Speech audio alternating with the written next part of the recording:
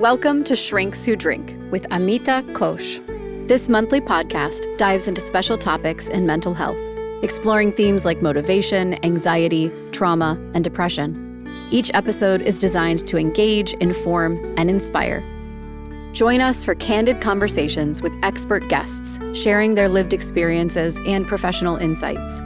Your host, Amita Ghosh, is a passionate mental health advocate and professional dedicated to fostering meaningful discussions around mental wellness.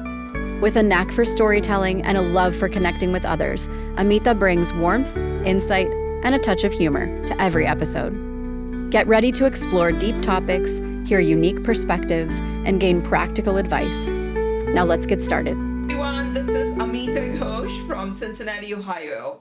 This is Shrinks Who Drink. And Mary, do you have your cup of tea?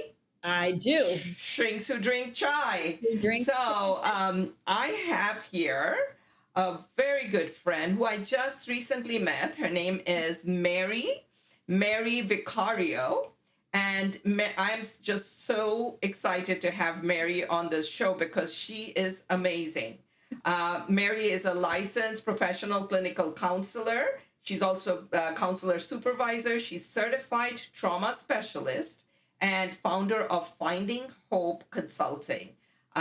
With over 35 years of experience, Mary translates the latest in relational neuroscience into practical strategies for building trauma-responsive communities and promoting resilience, especially among the underserved populations.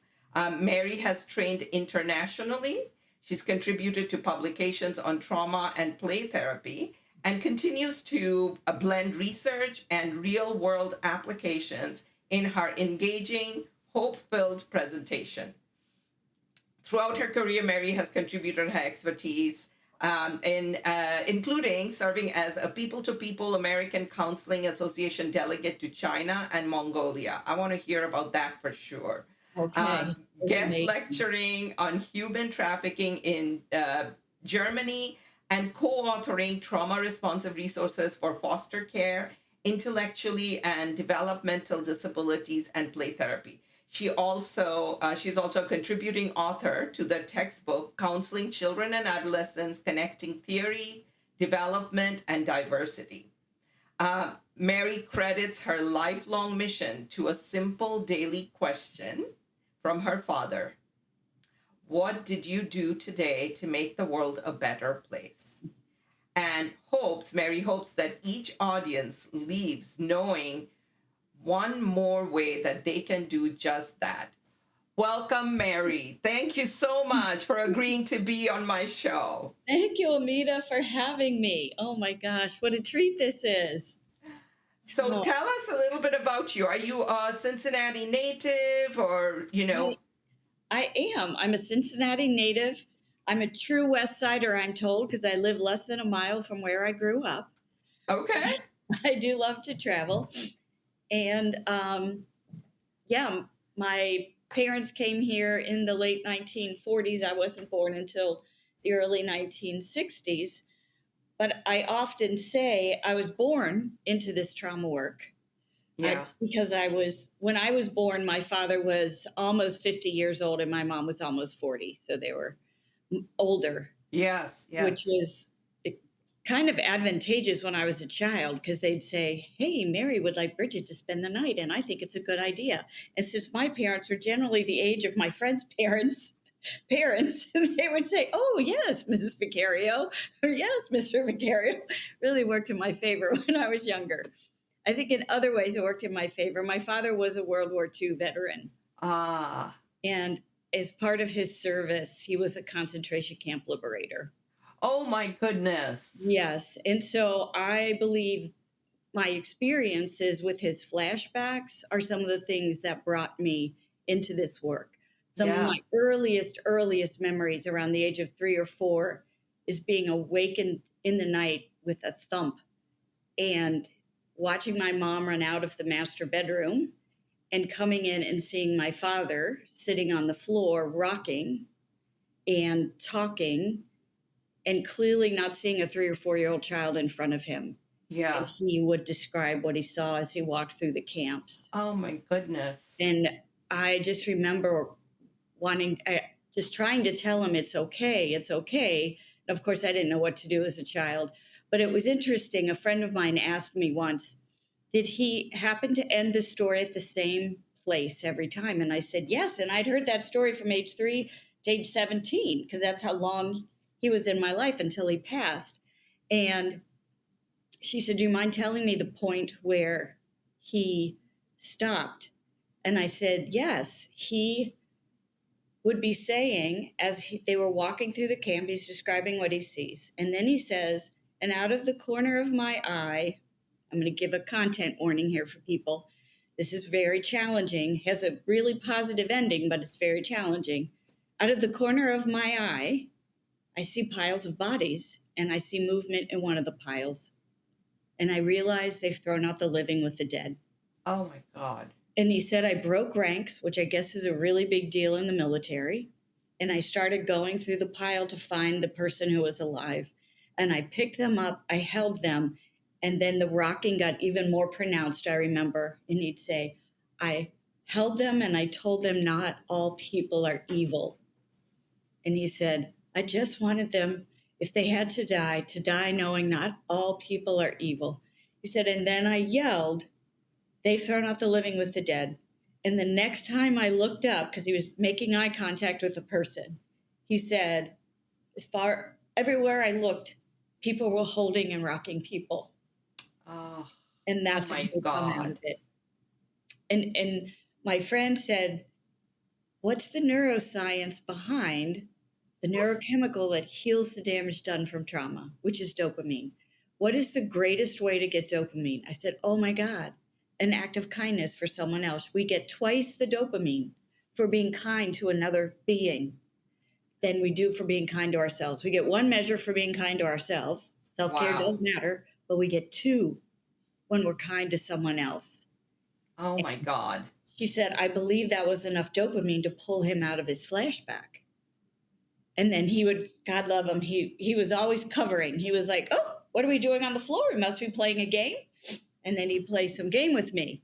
And God love him, when I was a senior in high school, the game he was playing was poker. We thought it would help with my college fund.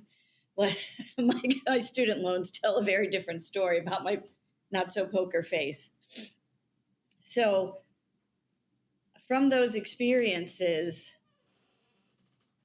I learned that the greatest gift we could give one another is an act of kindness. And then, Yeah. as if to bring it home, because he had no idea he was sharing his flashbacks with me, because he went very far out of his way to not tell me what happened in the military. Right. He had Yeah. no idea about those nighttime flashbacks.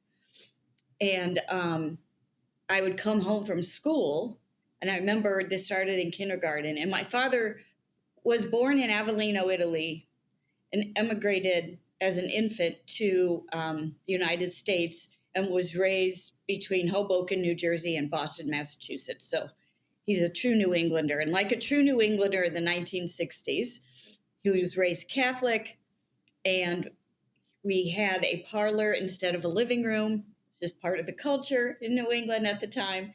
And in our parlor, like all of his brothers and sisters, he had a altar to the Sacred Heart of Jesus, an altar to the Immaculate Heart of Mary, and an altar to John Kennedy.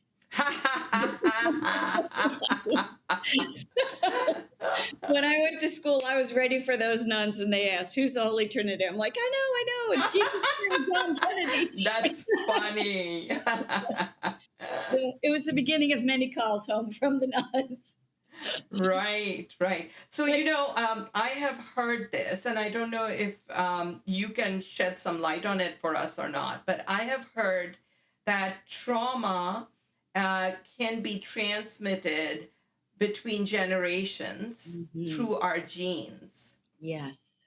So, can you tell us a little bit about that? Like, what do you know about that? And so, what I love about our studying this is that when I go to these international trauma conferences, they are, especially the ones through the Trauma Resource Institute, or Trauma Research Foundation, TRF, and Harvard Medical School, they always want to present the resilience on the other side of the coin. So yes, trauma changes our genetic code. And one of the first things they discovered, and it was discovered by a granddaughter of I think a Holocaust survivor, isn't yes, it? Yes, I remember hearing that story. I lost my yes. words. Granddaughter of a Holocaust survivor, Rachel Yehuda. And when I heard her speak on this at first in the, I don't know, early 2000s, she said, people were saying because there's a higher rate of suicide in the children of Holocaust survivors, that Holocaust survivors must have been damaged by their trauma and aren't good parents.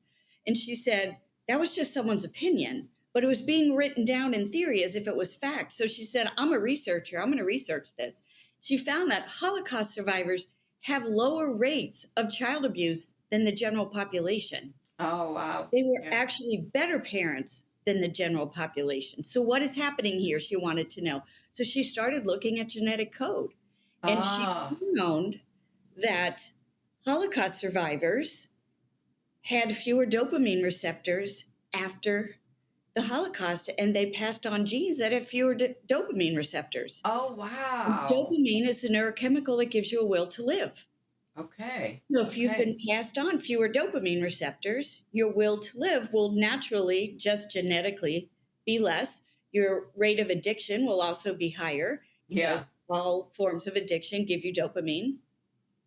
And then some other groups then went on and found that, oh, wow, people who survived Vietnam and other atrocities, their genetic code did the same thing. So, and I think it's Rachel also who then wanted to say, if we can lose genetic code, can we gain it back? Okay. And the research shows that yes, we can gain it back. And then through resilience-based interventions, we can replace, I lost you. You're back. Through resilience-based interventions, we can replace. Okay, yeah, we're freezing a little bit here and there. Yeah, I think you're freezing, I'm freezing, but we'll just keep going. Yeah. We'll just keep going. Okay. Yeah. Yeah, through resilience-based interventions, the missing dopamine receptors can come back and you can pass on a full complement of dopamine receptors to the next generation. So tell us in layperson's language, what is resilience-based intervention? Thank you. So the researchers whose research I like to follow in this area, one is Daniel Siegel, because he likes to prove everything, not just through neuroscience, but also through quantum physics and mathematics. Don't ask me how he does that. He will explain it to you, and I won't understand a word he's saying. But I do know he's got 3 levels of proof. Yeah. And this is so exciting because we wanted to talk about East versus West. Yes, yes. So it's so fascinating to me to hear what one of the most powerful ways to heal a brain damaged by trauma is from compassion meditation. Meditation where we offer compassion to others. And if you just think about the bare bones, what I call my Disney version of neuroscience, because I'm very reductionistic, so that the average Joe can understand what I'm saying, and so my concrete brain can understand what I'm saying. When you do an act of kindness for someone else, you get twice the dopamine. What is compassion meditation? Meditating on kindness, coming to others, even those who have hurt you. Right. And it is able to heal the hippocampus, which is the part of the brain most difficult to heal.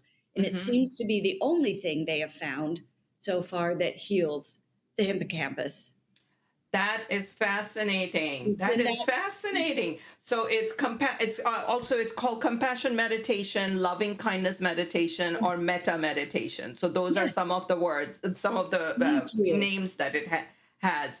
And so the double hit is that you're doing the meditation itself, which heals it.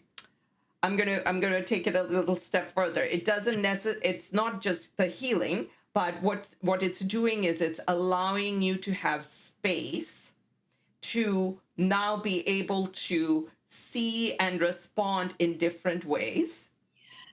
So you're doing that for yourself, but you're also sending out positive thoughts for somebody else, which then has the feedback loop of making you feel better.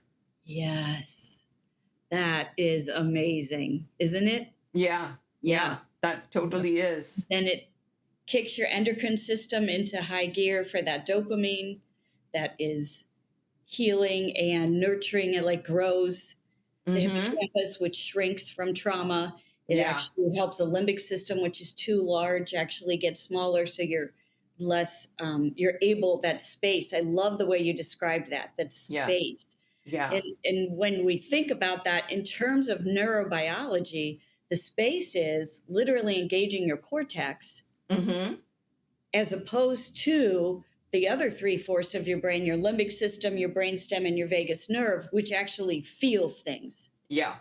So your trauma memories, we know, thank you, Bessel van der Kolk, and guess how he did this research with concentration camp liberators?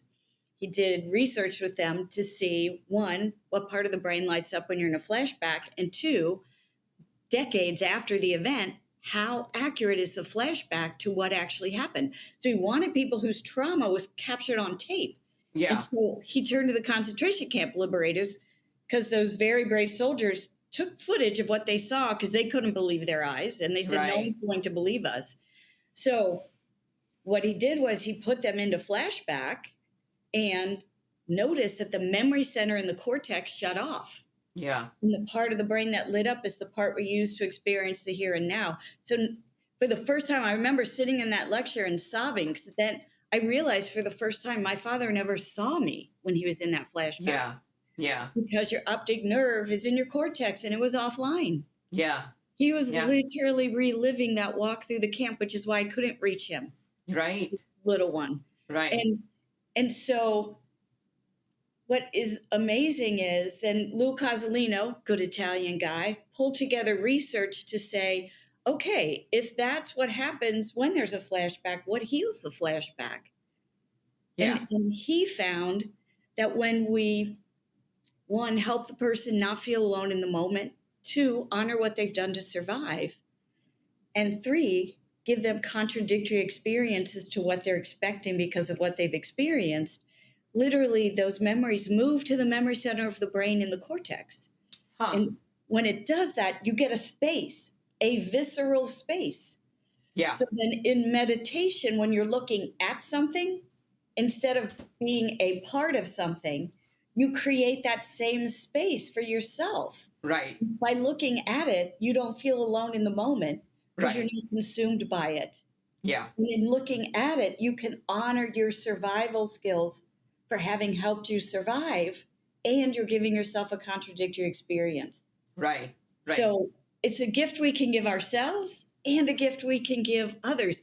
And it's those three simple things. You don't have to be a therapist to do it.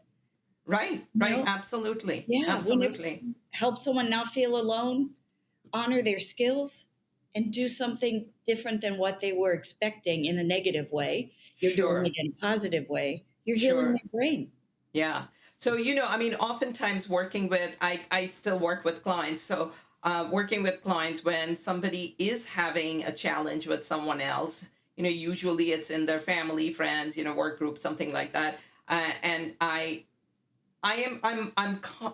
cautious about when I suggest loving kindness meditation, because you can't suggest it too early. People are like, are you kidding me? I don't want to wish them well. But, when I do suggest it, the thing in therapy that I see, you are seeing it from the neuroscience side. I'm seeing it from the practical kind of operational side.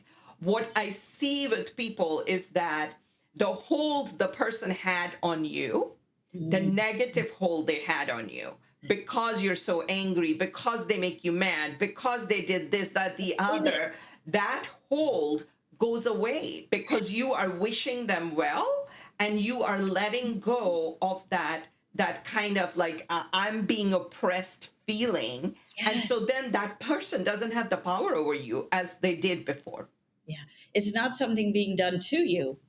It's now Yeah, something you're looking at from a distance. absolutely. Yeah, Which reminds absolutely. me of something else my dad used to always say to me, especially when I break up with someone. The opposite of love isn't hate, it's indifference. Yeah, And I was like, oh, indifference gives you distance. yeah, yeah. Yeah. Like you don't want to wish them ill. No, I that's mean, not, you in a way, you don't want to wish them anything. I mean, they're happy, fine, great. If they're not happy, then not up to me. But yeah, so I mean, I think that's one thing that I've seen with clients is that when they are able to start wishing that person, their adversarial person, when they're able to wish them well, they notice that that person has less and less power over them. yes. It's so interesting the way you describe that. And one, I love the nuance of the timing is so important. And I was just on a consult recently and I was listening to this brilliant therapist work with someone on the autistic spectrum who, of course, is being sadly bullied. And then they retaliate. And of course, who gets in trouble?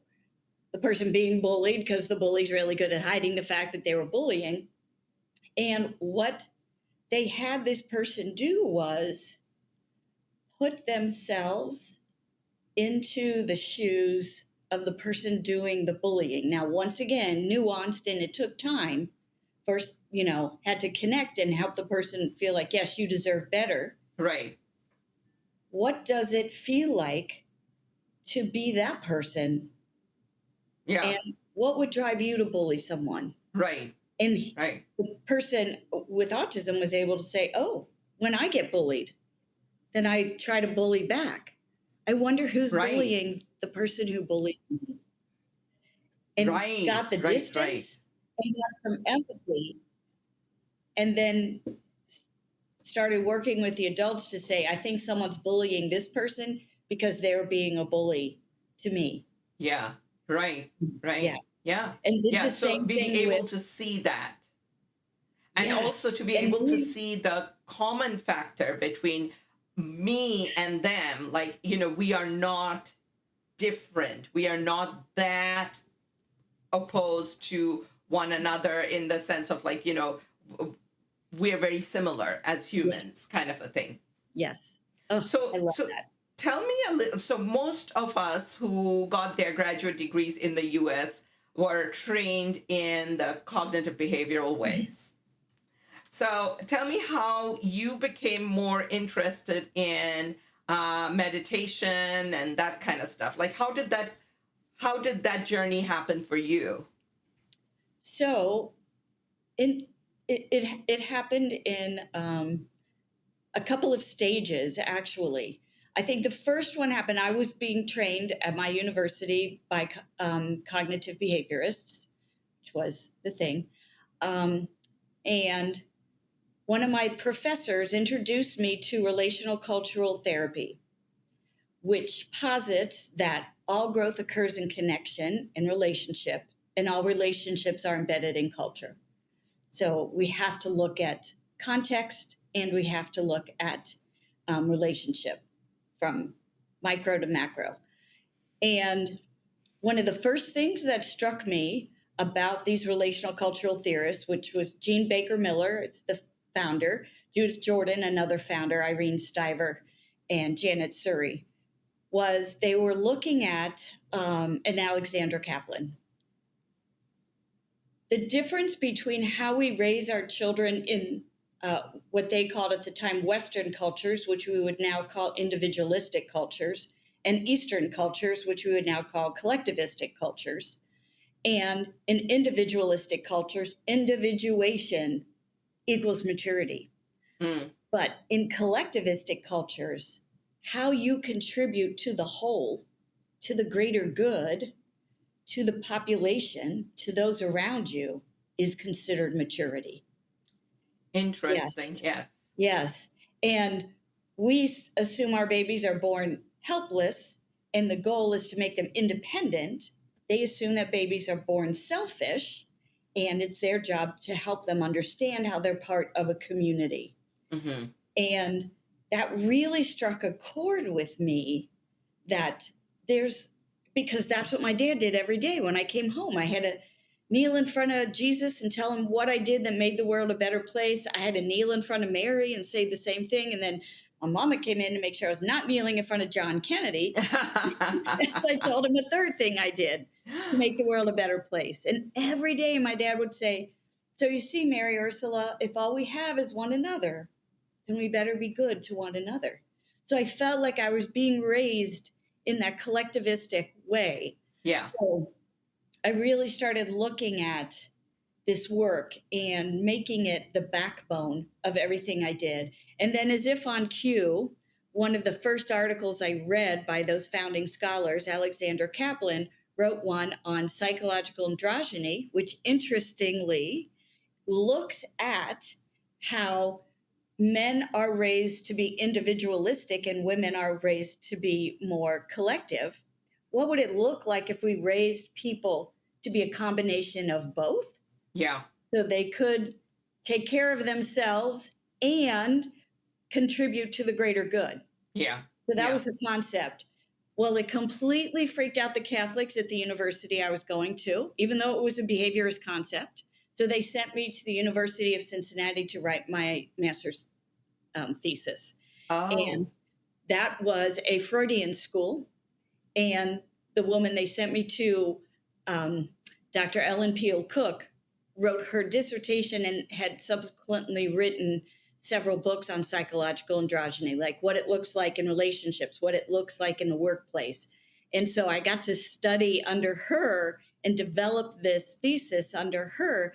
And she was steeped in relational cultural theory for the same reasons I was. Okay. And so Okay. it just exploded. And then in my very first job, my supervisor was steeped in relational cultural theory as well, and was helping me learn how to use it with little ones between the ages of 2 and 10, which was my Yeah. specialty area. And then when she retired, she gave me a flyer. It was 1992. I'll never forget.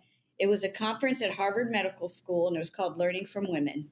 And it was put on by Jean Baker Miller, Judith Jordan, Janet Surrey.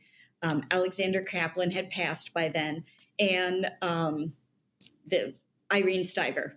And it was amazing because back then in the 90s, they thought only women experienced trauma. She said, these are the founding scholars of this work we love, and they only work with adults. I need you to go, come back and translate it for children, and that will be my retirement gift from you. So I know it took me 2 years to save up the money, but I got there in 1994, and I fell in love with the work. In 96, Dr. Amy Banks joined and started training on relational neuroscience and how it was proving everything Jean Baker Miller had been saying since the 1970s. And I was just off to the races. So tell us, again, in layman's term, what is relational neuroscience?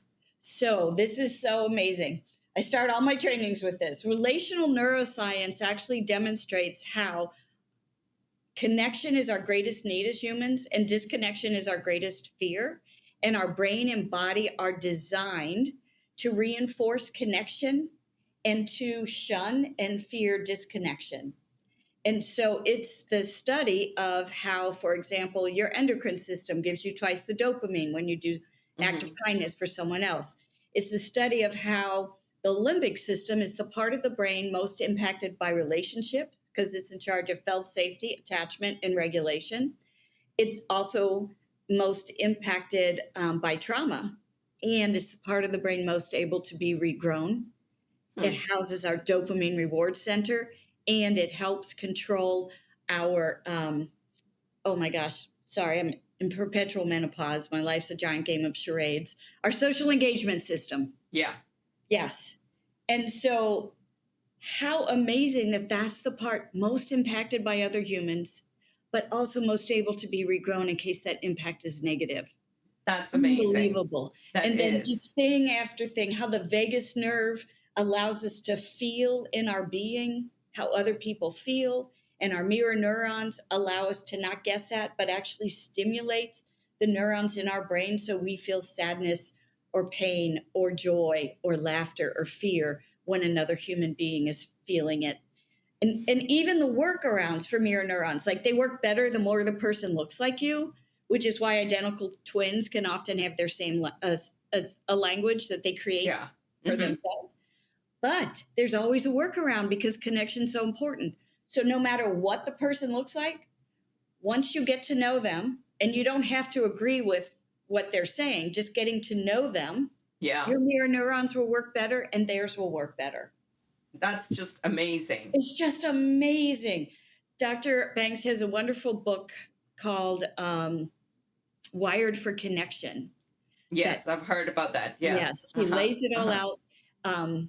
Dan Siegel, who is a dear friend of Dr. Amy Banks, he also has actually a course on interpersonal relational neuroscience Ah, that you can take. interesting. Yes, which is just amazing.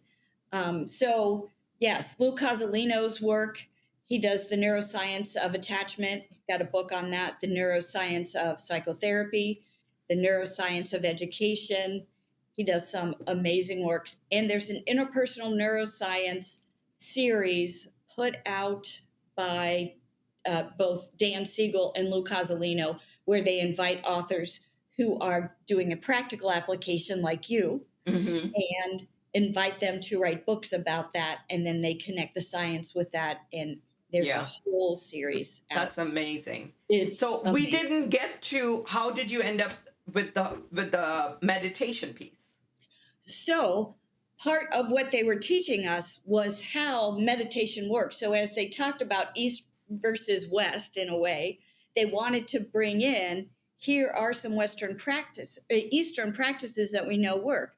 What is the very first part of DBT? And they were brilliant to connect it with cognitive behavioral. First off, it's mindfulness. Yeah. And then Hmm. Dr. Banks came in and said, let's look at why mindfulness works. Yeah. And then let's look at, and so they were there every 2 years until the early 2000s.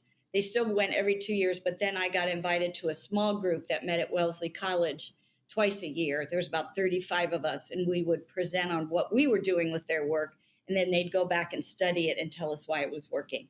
So more and more people were bringing in the meditation piece, and Yeah. then more and more people were studying the science behind how is it that it works. And then even Dan Siegel, I love him talking about how he's like, this meditation piece works, and he's like, in my belief system it shouldn't work, and the more I try to prove it doesn't work, the more I prove it does. Yeah. So he's Yeah. like, it's time for me to invite my brain to broaden my belief system Yeah. to encompass things that work, even if I can't understand fully. I can't Why it's feel working. why. Yes. Yeah. He's Yeah. like, I can give you the math, the science, and the physics of why, but in my being, it still doesn't feel right just because of the belief systems he was raised Right. with. Right. Yeah. Yes. Absolutely. Absolutely. Mhm. So you and I have been talking about possibly doing something together next year with, either teaching on the power of feminine, divine, or, that kind of stuff. And that you had mentioned something about it brings us to the goddess of gifts of gratitude. Tell us a little bit about that. So, as I worked with abused children over 30 years, people would give me, it was so beautiful. So, excuse me if I cry a little. They would give me things that honored their belief systems, because I honored that it is your belief systems that you're allowing to breathe, because Hmm. trauma shatters your belief system. And then when you Yeah. breathe life into a broader belief system, which is what my father did, you have more to offer and you heal. And so people from different faiths were coming to me because I wasn't trying to say, you must do it this way. And Yeah. I was interested in learning about their faith. So I worked with a woman who was Hindu, Hmm. and she gave me both and I meant to bring it with me, the goddess Yeah. that you described and Ganesh, Uh-huh. because she said, I allowed their spirit to come back into their family by honoring what they did to survive and not just focusing on the trauma that happened. And Yeah. it was so beautiful. And another young woman who was Buddhist gave me a bodhisattva for children and Mm. explained to me how that worked in her faith system Yeah. and how the pain got offered up in Yeah. gratitude that others may live, Yeah. and that Hmm. we learn from our pain and develop resilience, and that's a way of offering that to the greater good. So uh, That's this- wonderful that you were, able to incorporate their beliefs and their culture into their healing because, again, imposing our beliefs on other people is another form of trauma as well. yes, So I think that's wonderful that you were able to do that. And I think the goddess you're referring to is Lakshmi. Lakshmi, Yeah. yes, So yes. Lakshmi is the goddess of wealth, the goddess of abundance, the god. So yeah, I think you were referring to Lakshmi. Yes. And she Hmm. gave me a beautiful statue, Yeah. I Yeah. believe, of Right. Lakshmi. Yes, Right. Right. yes. All And I right. said, So what a gift they gave me, yeah. because it expanded my view of Yeah. the world. Of course. Yes. Yes. Absolutely. Oh, And I think in some ways, when you were talking about how you were raised, that even though you were raised in the West, your cultural heritage came from an immigrant family, and the immigrants came from a fairly collectivistic culture. yes, So Italians tend to be more family oriented, yes. more community oriented, more of their village oriented. So I think your dad being the first generation, Italian, his parents still had that culture in them and raised him with that culture. Yes. And he would always talk about how his sister, the only female when his parents died, kept the family dinners going, Yeah, and yeah, how important it is. And he would do the same thing in our neighborhood, yeah. and would So bring I think together the that neighborhood. also with the idea that Western cultures typically always tend to be individualistic is a little bit of a misnomer because I think Yes. that just like Italians, the Irish culture tend to be very family oriented. So I think a lot of what we consider the Western culture is really Anglo-Saxon culture that tends to be more individualistic. I think you're absolutely right. Yes, that's very true. I never thought of it that way. Once again, you bring up the nuance, the Yeah. importance of the nuance. We're not on the extremes. We are No. everything in between. Right, right. I mean, I lived in northern Kentucky for a long time, and we had a neighbor across from us, and they had 7 children, Hmm. and these were all grown children. But every Sunday, they were all there. Yes. We would get like a little pissed off because we'd lose all our parking. But it's like every Sunday, every single kid with their family was there for, dinner at the parents' home. So I think that when oftentimes people who are not familiar with the West in the way that I have become familiar, I've lived here now longer than I lived in India, that people tend to think, oh, all Americans are like this. All Americans are, all Westerners are like that. And I'm like, you're absolutely wrong. I mean, I know people who, are very, very close to their family. They're very close to their cousins and they, see each other all the time. So I think that, yeah, in general, there is that idea of, it's collectivistic as opposed to individualistic. But I think that there are nuances. There are Yeah. absolutely nuances. Hmm. Yes. And you bring up an important point from brain science, that when we look at extremes, which is easier for us to do, we actually turn on our fear center in our amygdala because Yeah. it can only see extremes. So when Right. extremes are presented, our fear center is like, oh, you must need me. Right. But to get our cortex or thinking brain online, we need that space Yeah. because life exists in between the extremes. Absolutely. Yes. Absolutely. Yes. Yes. Well, Mary, so what are you working on right now? And what's on your plate? So gosh, always working on several things. Yeah. I am working on doing more of what you're doing right now, trying to get some materials online. I've been working with many different grants, but one of which has been in place for 15 years now, the Strong Families, Safe Communities Grant Resilience Project.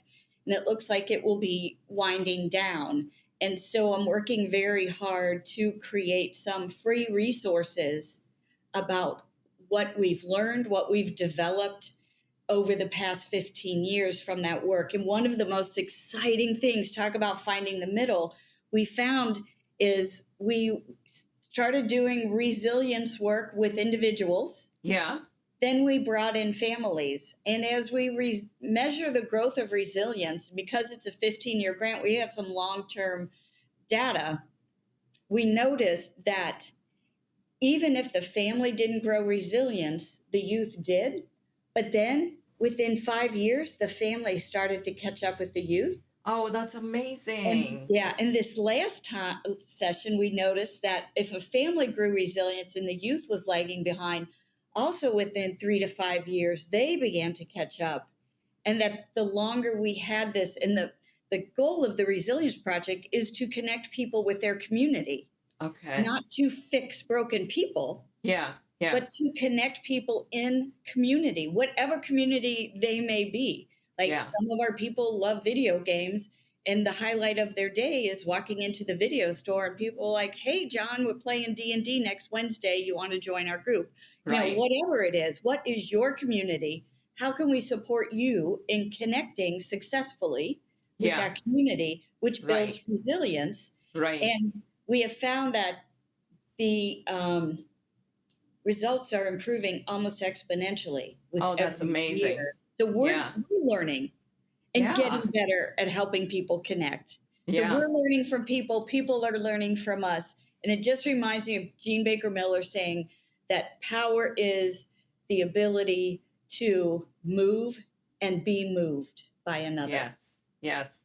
Well, I think that is a great place to stop because, I mean, it's a wonderful saying. Power is the ability to move and be moved by others.